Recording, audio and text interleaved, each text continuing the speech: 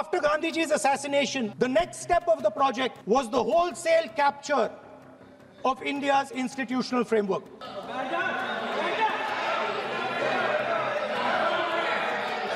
माननीय सदस्य, चुनाव सुधारों पर चर्चा हो रही है। सर, ये मैं उसी पे कर रहा हूँ। आप किसी भी संगठन का नाम जो इस हाउस में उसका नाम ले। LOP है तो इसका मतलब ये नहीं है। सुनिए ना, क्या कहना चाहते हो? धमकी देंगे आप? हम लोग सुनने के लिए बैठा है।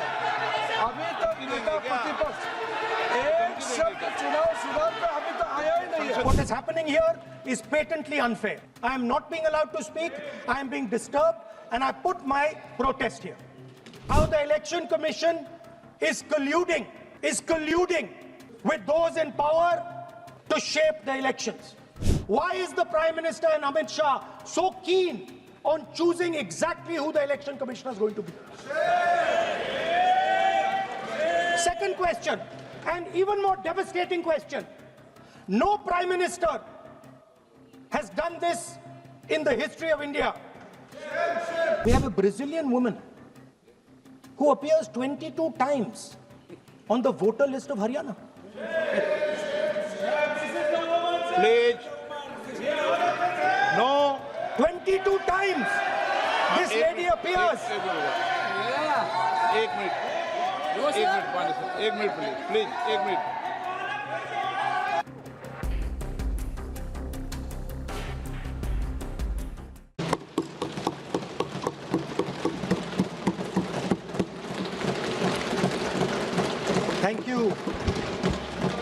Thank you, Speaker Sir, for letting me speak on this really important matter.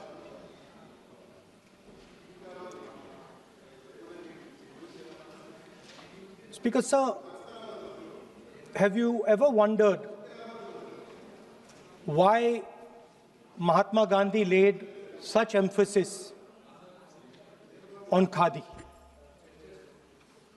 Why was it that he framed the entire Indian freedom struggle around the concept of khadi? And why is it that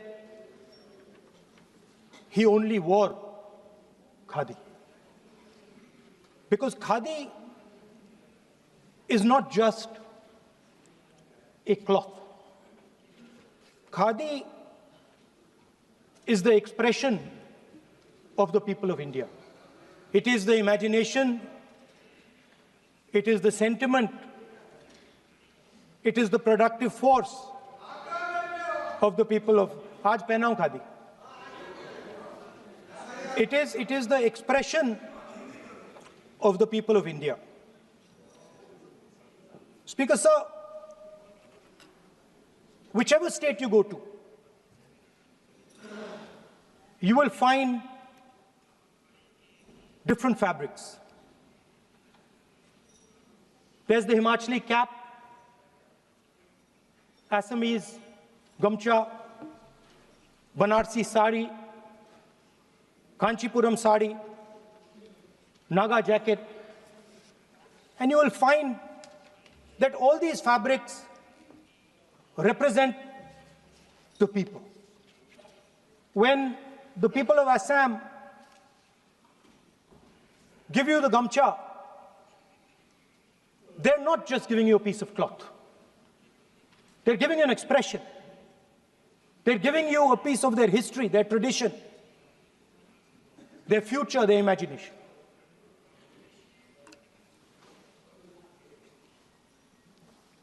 It's the same when the Nagas wear their jacket. When they come and see us, they make us wear the jacket because they want us to be embraced by the fabric. But Speaker Sir, these fabrics are beautiful.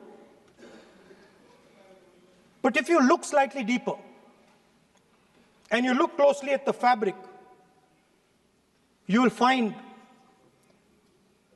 that each one of them has thousands of little threads embracing each other. A Kanchipuram sari might have a golden thread, but the golden thread means nothing without the green thread or the yellow thread near it. The other thing to notice about the sari or any other fabric is that all the threads are equal. No one thread is superior to another thread. They all come together. The threads cannot protect you. The threads cannot keep you warm. But when they come together as a fabric, they can keep you warm, they can protect you, they can express what you have in the heart. Speaker, sir, in the same way, our nation is also a fabric. It's a fabric made up of 1.4 billion people, and the fabric is woven together by the vote. Let me repeat it. It is a fabric of 1.5 billion people, and it is woven together by the vote. Everything that we see, in fact, this house where I'm standing today, the Lok Sabha, Rajya Sabha, Vidhan Sabhas across the country, Panchayats across the country, none of them would exist if the vote did not exist.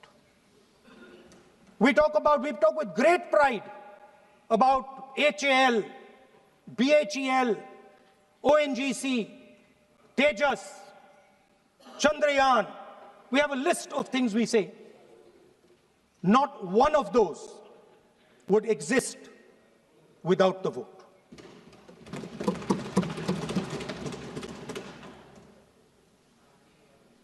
Speaker, sir, it is the idea that every thread, every person in the Union of India is equal that disturbs my friends in the RSS. They are happy to see the fabric, but they cannot stand the idea that every single person in the fabric of our country, regardless of what religion they come from, regardless of what community they come from, regardless of what language they speak, should be equal. Because they fundamentally do not believe in equality. They believe in a hierarchy, and they believe that they should be on top of that hierarchy. Speaker, sir, on the 30th of January, 1948, 3 bullets pierced the chest of Mahatma Gandhi. Nathuram Godse assassinated the father of our nation. Today, our friends do not embrace him. Today, our friends have pushed him away. He's an uncomfortable truth. But that's not where the project ended. You see, as I said, everything has emerged from the vote.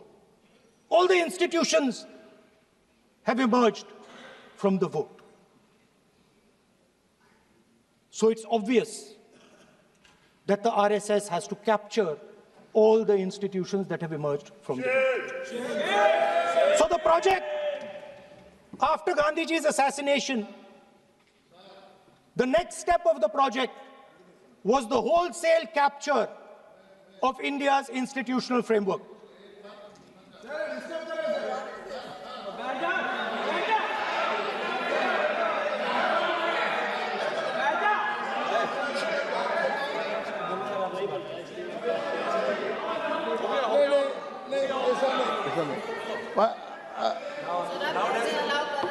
So what is this, sir? Sir अभी नहीं पहना हुआ आज I'm doing.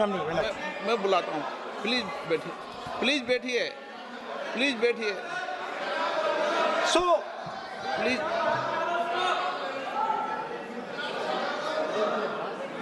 sir, आप बोले पर हाथ मत जोड़े।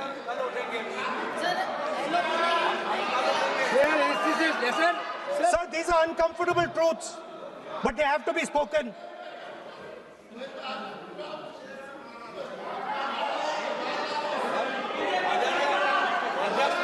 कितना खादी पैसे थे थोड़ा बता दे। So these are uncomfortable truths, but they have to be spoken. My friends don't like the connections I'm making. They're disturbed by them. It's obvious. Speaker, sir, so after the father of the nation was assassinated, his vision of an equal India, of an India where institutions belong to the people, had to be destroyed. And so the process started, and the RSS attempted to capture one institution after the other. And I will give some examples so that it is crystal clear that this is the case. Everybody knows how vice chancellors are placed on top of Indian universities today. Every single person knows this. You go to any university, you speak to any youngster in India, he will tell you that it does not matter whether the professor has qualifications, it does not matter whether the professor has a scientific temperament. The only thing that matters is the professor belongs. माननीय सदस्य, एक minute, माननीय सदस्य, चुनाव सुधारों पर चर्चा हो रही है। सर ये मैं उसी पे कर रहा हूँ सर। आप किसी भी संगठन का नाम जो इस हाउस में उसका नाम ले LOP है तो इसका मतलब ये नहीं है। LOP का मतलब नहीं, आप जनरल बात बोलो, आप राष्ट्रपति भाषण में बोलिए जनरल बात। सर हम लोग सुनना चाहते हैं। सर स्पीकर सर हम लोग सुनेंगे शांति से, हम लोग शांति से सुनना चाहते हैं। और ये आप लोग सुनिए ना क्या कहना चाहते हैं। धमकी देंगे आप? हम लोग सुनने के लिए बैठा है। अभी तक नेता प्रतिपक्ष एक शब्द चुनाव सुधार पे अभी तक आया ही नहीं है। संसदीय कार्य मंत्री बोल रहे हैं। मैं स्पीकर का परमिशन से ही बोल रहा हूँ। हम सुनने के लिए बैठे हैं। अरे हम सुनने के लिए बैठे हैं। नेता प्रतिपक्ष चुनाव सुधार के लिए जो सुझाव देंगे सुनने के लिए तो हम बैठे हैं, लेकिन चुनाव सुधार को नहीं बोलते हुए कहा जो इस सदन से कोई वास्ता नहीं, जो संगठन उसका कहानी किसी और का बोलना ये कोई उचित नहीं है। समय बहुमूल्य है, समय का मर्यादा भी है, सबका सब यहाँ सुनने के लिए बैठे हैं और ये समय बहुत कीमती है। इसलिए हर एक पल अच्छा शब्दों का कोई अच्छा ज्ञान दे, सुझाव दे, सुनने के लिए हम लोग बैठे हैं। मेरा एक सीमित अनुरोध है नेता प्रतिपक्ष से, आप विषय पर ही रहिए। हम लोग सब बैठे हैं, गृह मंत्री जी भी सुनने के लिए बैठे हैं, लेकिन आप विषय पर नहीं बोलेंगे तो जो विषय तय किया गया है उसका क्या मतलब है। अगर चुनाव सुधार पर ही नहीं बोलेंगे तो फिर इतना समय सबका क्यों बर्बाद करना चाहते हैं नेता प्रतिपक्ष। Should I leave? Then you speak. Should I leave? You speak then. You speak. What is it? You are parliamentary affairs minister. You are a parliamentary affairs minister. You are disturbing the LoP. How can it be? You are a parliamentary affairs minister. You are disturbing the subject में नहीं आपका LoP। आपका LoP subject में नहीं, ये विषय कर रहे हैं। The discussion, one second. The discussion is about the vote and electoral. The discussion is about the vote. एक मिनट सर मुझे बोलने नहीं दीजिए। एक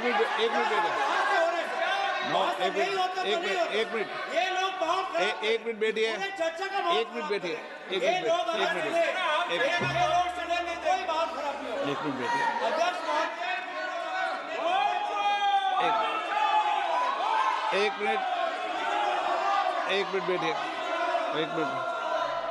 माननीय सदस्य, मैं बैठे बैठे अनऑफिशियली बोल रहे हैं, उस विषय बोल रहे हैं, सदन की गरिमा को बनाए रखें। आसन को चुनौती देने का प्रयास मत करिए, ये ठीक नहीं है।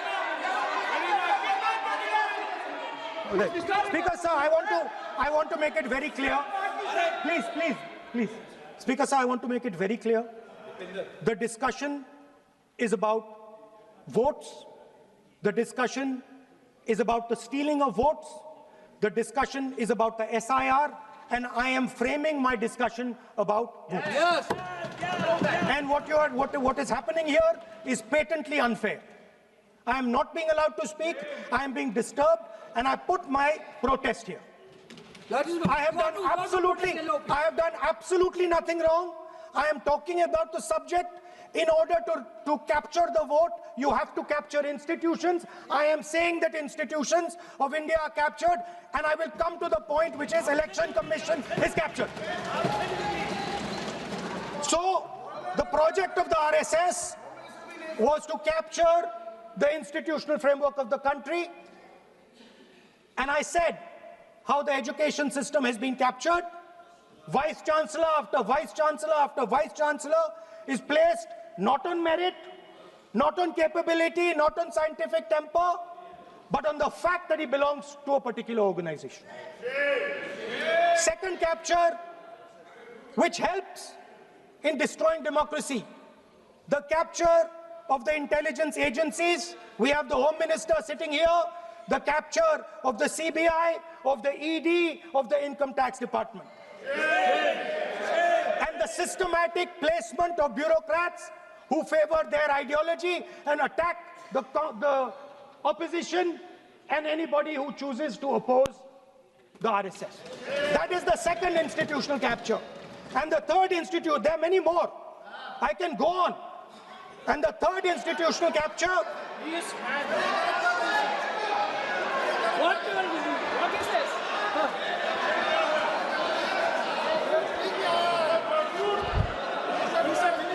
मानिए प्लीज मानिए। Yes, become tonight.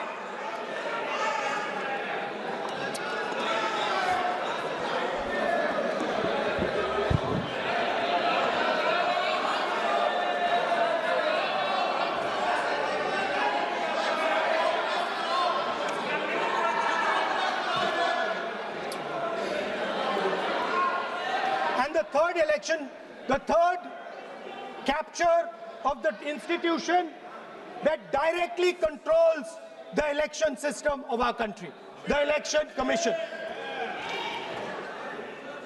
Now, I'm not saying this without proof.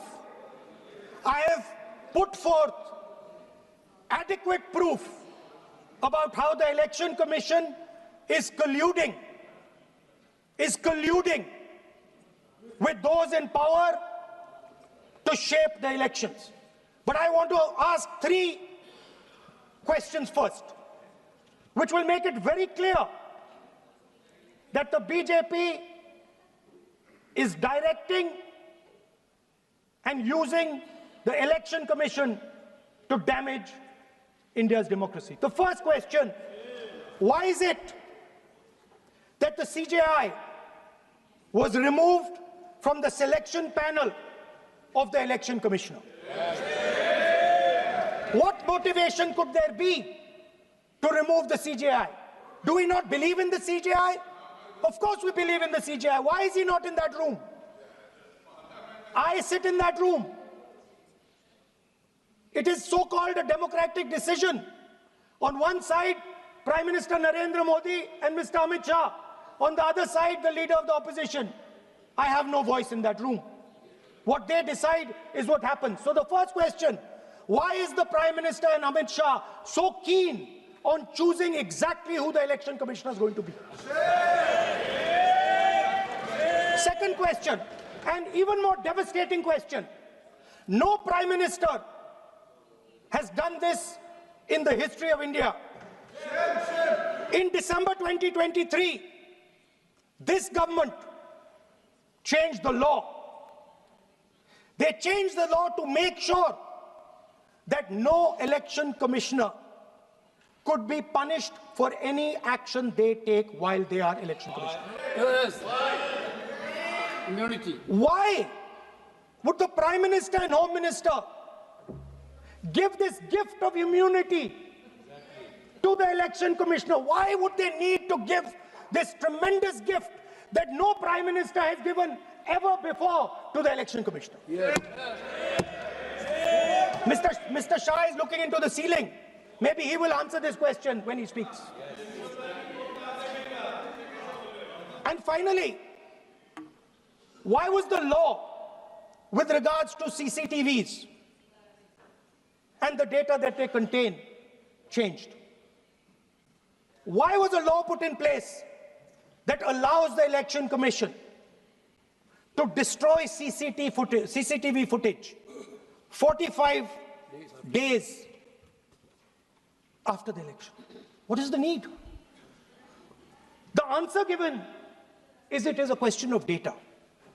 It is not a question of data. It is a question of stealing the election. Yes. Now, what is the result of this institutional capture? What is the result of controlling the Chief Election Commissioner and the Election Commission? First of all, we have a set of election campaigns that are tailored for the Prime Minister. 3-month, 4-month, 5-month long campaigns are taking place so that the Prime Minister's schedule can be fitted in to the program. Second, we have a Brazilian woman who appears 22 times on the voter list of Haryana. Please. No. 22 times this lady appears. एक minute please एक minute. आप नेता प्रतिपक्ष है, मैं इस तरीके से सदन की कार्रवाई नहीं चलने दूंगा. ये सदन है, सदन की गरिमा को बनाए रखें. आप सदन की गरिमा से बोलेंगे तो ठीक नहीं, जैसे सदन नहीं चलेगा. नो, गलत तरीका है आपका, नहीं होगा. आप ले रहिए, आप ले रहिए. नहीं, माननीय प्रतिपक्ष के नेता, आप पहले अपने सदस्यों को समझाइए. नहीं चलेगा, नहीं, ठीक नहीं है. नो, नहीं, बिल्कुल नहीं चलेगा. अगर आप सर माननीय प्रतिपक्ष के नेता, आप अपने सदस्यों को गरिमा समझाइए. सर, बट ये तरीका आप इतने सालों तक यहाँ पर हैं, ये तरीका उचित है क्या? सर, विरोध का तरीका होता है, लेकिन ये उचित तरीका नहीं है. तरीका इधर भी हो, नो, उधर का तरीका क्या है सर? नो, सबका तरीका उधर से होगा, उधर से भी बोलेंगे, इधर से बोलेंगे, सब जगह से बोलेंगे. Speaker sir, I don't agree with the showing of photographs here, but it is a reflection of our democratic structure. This is what is happening in our democracy, that you're not allowing us to show. This Brazilian woman has appeared 22 times on the voter list in Haryana. And not only that, there is one woman whose name has appeared 200 times, more than 200 times in one booth in Haryana. And it is very clear, and I have proven without doubt, that the election of Haryana was stolen and the theft was ensured by the Election Commission of India. I've said it again and again and again. Now, nowhere has the Election Commission answered my questions. The Election Commission has not told me why this lady's picture has appeared on the polling list. They have not told me why lakhs and lakhs of duplicate voters are existing. They have not told me why a BJP leader is coming from Uttar Pradesh to vote in Haryana. These are straightforward questions. And there is clear proof which I have put in front of the country. Right? But the Election Commission has no answer to these questions. And that is the result of the complete capture of the Election Commission by the people across the aisle. By the way, you're talking about SIR in Bihar. Let me say something about SIR in Bihar. Why is it that after the SIR in Bihar, 1.2 lakh duplicate photos are existing in Bihar, in the voting list? If you've cleaned up the voting list, why are there 1.2 lakh duplicates in Bihar? And we've not just proven this about Haryana. We have proven this in Karnataka, we have proven this in Maharashtra, and I'm absolutely certain this is how you're winning elections in Madhya Pradesh, in Uttar Pradesh, in Bihar, across the country. Now, so what I'm putting on the table is, it is very clear that you've captured the institution. I've shown the mechanism of that capture. I'm also showing you how the Election Commission is doing things that are completely out of line. I'm not getting any answers. Right? So now let us come to how, when we're talking about electoral reform. Electoral reform is very simple. The point is, nobody wants to do it. The government doesn't want to do it. What does electoral reform require? What we've been saying. Number one, give machine-readable voter lists to all political parties 1 month before the election. That's the first step. The second step is take back the law that allows the destruction of CCTVs, CCTV footage. Very simple, not difficult.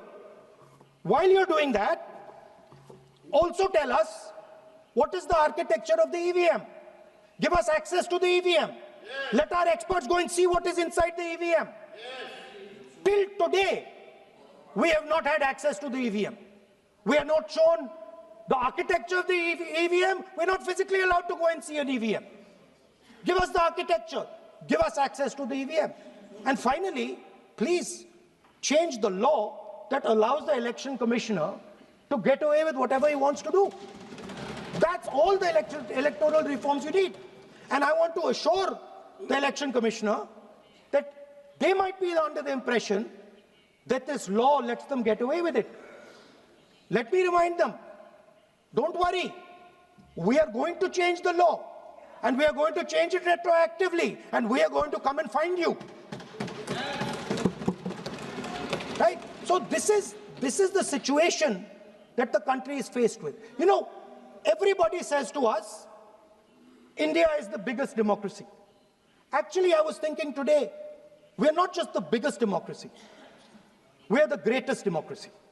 And I'm not saying it just like that. I'm saying it, America calls itself the oldest democracy. But the democracy that weaves together the largest number of people, the largest diversity of people, the largest number of languages, the largest number of states is this. And so our most powerful asset, the thing that stitches together the entire concept of modern India, stitches together the fabric of modern India, brings people together, allows them to build this great nation, is being attacked by these people. They're destroying it. You know they're destroying it. I know they're destroying it, and they know they're destroying it.